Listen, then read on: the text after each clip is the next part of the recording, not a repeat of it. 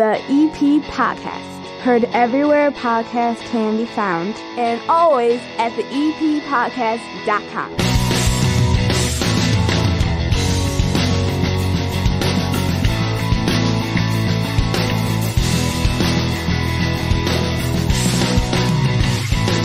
You know, it's easy to run a podcast network when there's so much to talk about. Sox in the Basement, the premier White Sox podcast right here on the Broadcast Basement On Demand Radio Network, covering a brand new White Sox manager. It's on demand anywhere podcasts can be found, and always at soxinthebasement.com as we talk about the hiring of Pedro Grifol. On Southside Pod, a weekly half-hour show that covers all of the Southside's happenings, we are covering a meet-a-thon on the most recent episode. You got to listen to understand that completely. And we're talking about all of the high school football matchups here in the postseason. But here on the EP Podcast, we have head coach Jerry Verdi. The Evergreen Park Mustangs win in a shutout victory. First round of the postseason in front of a raucous crowd, and they're on to round number 2. The game coming up this Saturday, and this is a Football Friday. The head coach joining us in just moments. It's all brought to you by the First National Bank of Evergreen Park.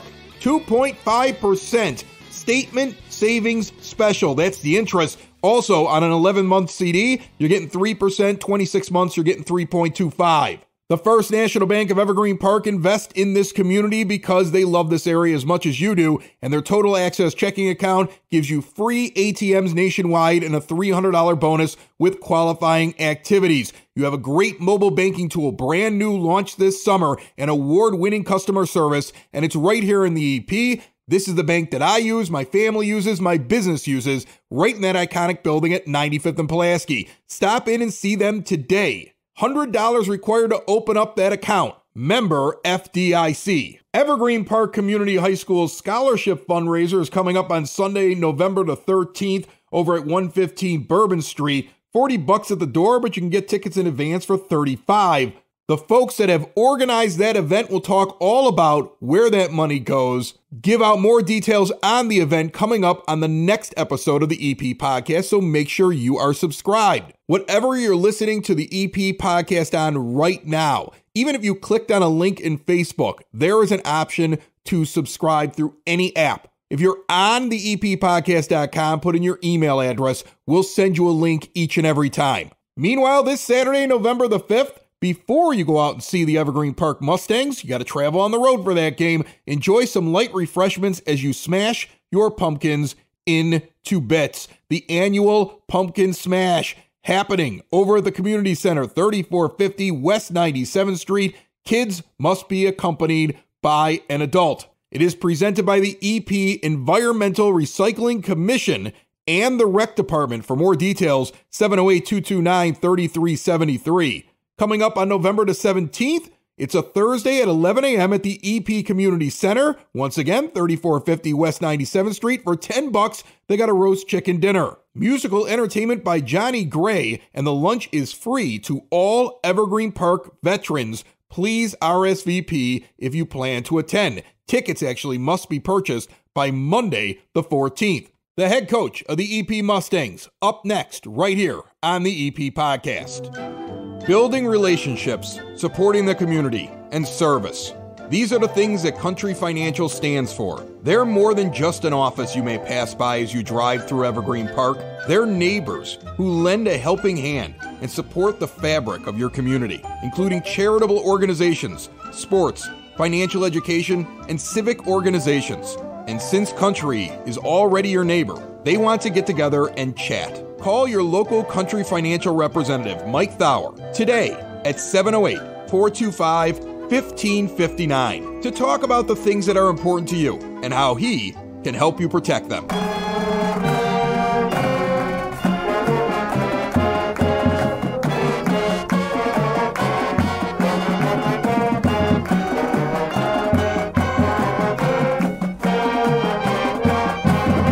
On the line with me right now, the head coach of a team that just won a home football playoff game right here in Evergreen Park this past weekend, head coach of the Evergreen Park Mustangs, Jerry Verdi. How are you, Coach? Doing well. We're coaching football in November. That's always good. Exactly. That's awesome that you're coaching football in November. And, I know you don't like to pat yourself on the back, but it looks like you did a pretty good job this past Friday. A lopsided victory in round one over Comer, 48-0. You blanked them. Tell me about this game. Well, we had a good week of practice. I mean, our players committed. We brought up about 12 deserving sophomores, a couple freshmen, and we really did. We had a pretty good week of practice. We executed very well, that night, and defensively we excelled.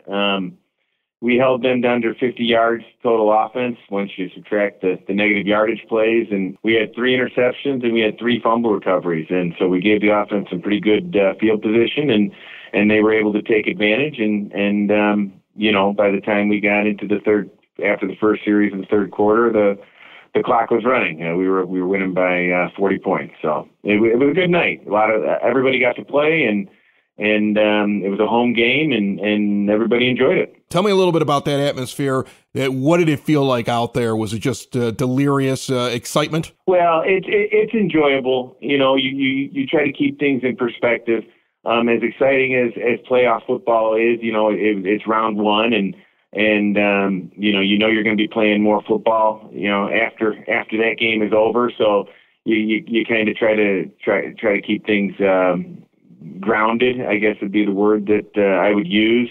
But some of the best parts of the night maybe weren't even the good plays made by some of our guys that always make big plays. For instance, Jed Ajayi had a really good night, about 135 yards rushing. He had 3 touchdowns, and he had a long touchdown run, and he's very hard to tackle. He had a great night, and obviously we were excited for the way he played.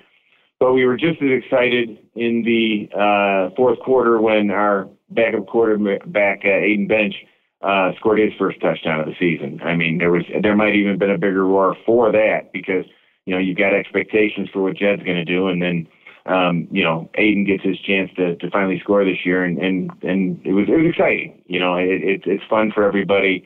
You just got to keep it grounded and realize that there's more football to play later. Oh, trust me, Coach. I was asking that question about the crowd and the fans. I know you're not going to get deliriously excited. You're even keel. I get that. So you talked about the defense, holding this team down. Anybody stand out on defense? Is that where your player of the game is coming from? It's really hard to pick one player this particular time around.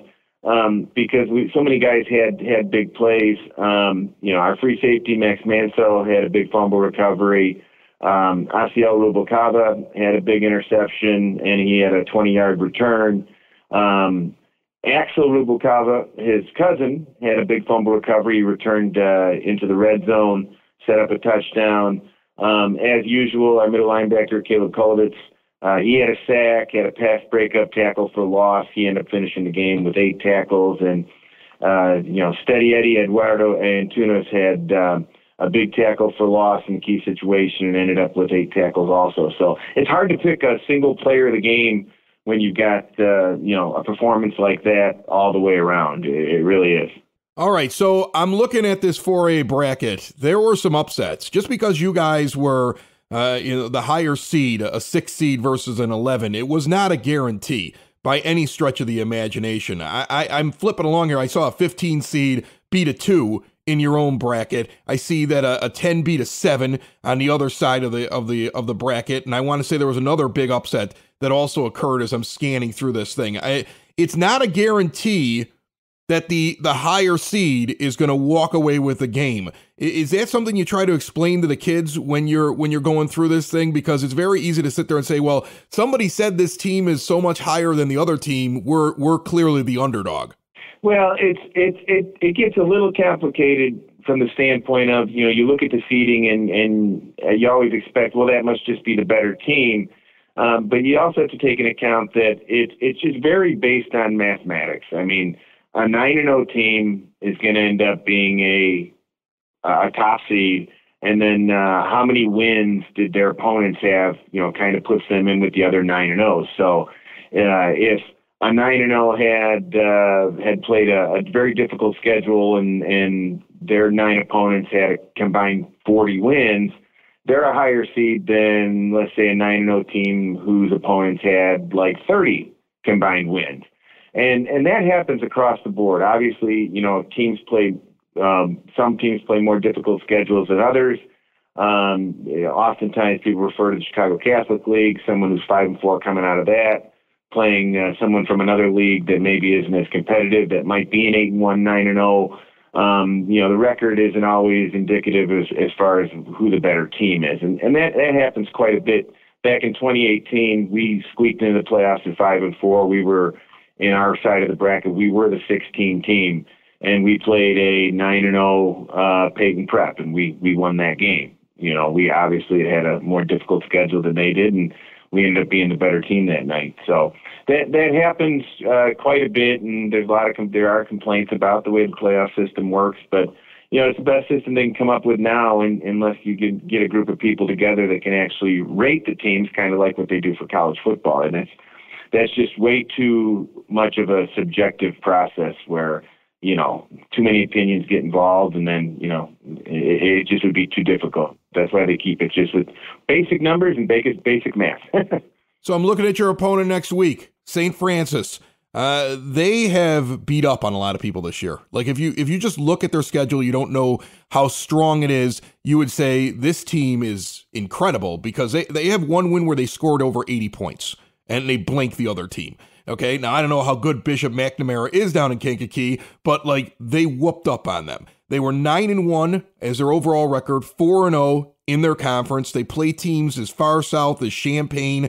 They beat up on Marengo in their first round game, 63-0. So you have another team that blanked their first round team running into you. It's a 3 seed versus you guys a 6 seed. They're 9-1 at this point. You're 8-2. Tell me about this matchup. Well, they're a very good team, obviously, and their record, tells you such, and as the scores do, and they do a lot of things well. They've got a very good quarterback. They've got good running backs. They've got a nice, a good offensive line, defensive line, and they're very well coached, and they're a program that's been up for the last decade, maybe more than that. They won the 2008 state championship, so they also have a bit of a storied history too, to them. And they're good at what they do. We appreciate that. We respect that. We believe that our matchup with them, that we can be competitive with them. We're preparing for that, and we feel good about ourselves right now too. We're on the upswing. We've had 4 straight weeks of really, really good football for us, where we've gotten better and we've grown as a team, grown as an offense, grown as a defense. And we really do believe that Saturday afternoon it's going to be one heck of a game. And we are definitely looking forward to it. You try to stay very even keel when you talk about your team, but you're right. Over the last couple of weeks, you can see everything starting to click on all cylinders. Evergreen Park is no slouch at 8-2 at this point after winning their first round playoff game. And I'm not going to look ahead at the bracket in any way, and I know you look game to game, but this is the kind of game that it feels like to me as just somebody on the outside looking in. Like if EP beats a 9-1 team, they knock the 3 seed out. They're the 6. They've won 2 games in this thing. It's a statement type game that everybody else is going to start paying attention to. There's going to be more write-ups on, hey, look out for the Mustangs now, because here they are. They've won 2 playoff games and they're fierce and they're a tough team, and look at that record. Is this the kind of game that could be a program defining game if you can go out there and take care of business? Yeah, it's a huge game. It's maybe the biggest game that we've played here, in my 7-year time, because we made the quarterfinals in 2018, and we ran into a Montini team that was very, very, very good. And we might not have been in 2018 at the level we are right now, to be completely honest. So, it is a statement game. Not to give you too much coach speak, but obviously every game in the playoffs is a statement game. But yeah, this is definitely a huge game for us because we're playing a very, very good opponent that we believe that we're going to compete against. And if we can come out on top, that makes a huge statement. In Wheaton at St. Francis, right?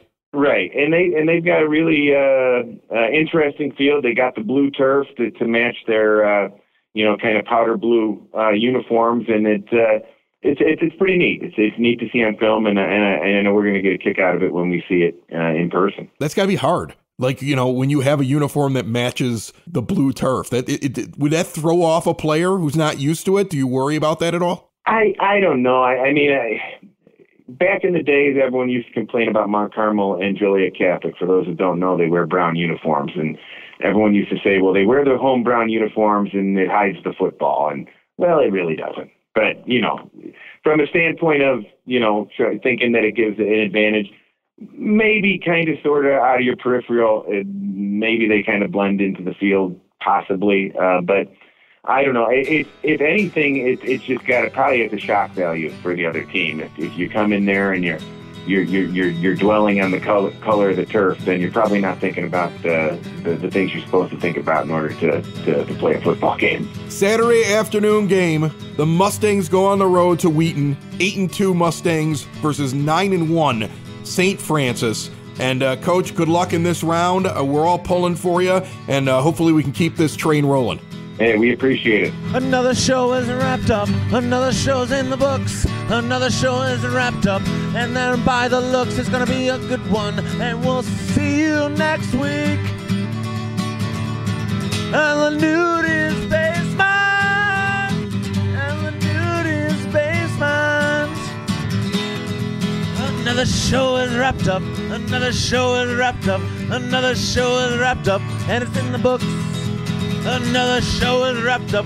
Another show is wrapped up. And by the looks, it's gonna be a good one. Nudie's Basement. Broadcast Basement. The Nudie's Basement. The Broad Basement. Slancha. The EP Podcast. Heard everywhere podcasts can be found, and always at the eppodcast.com.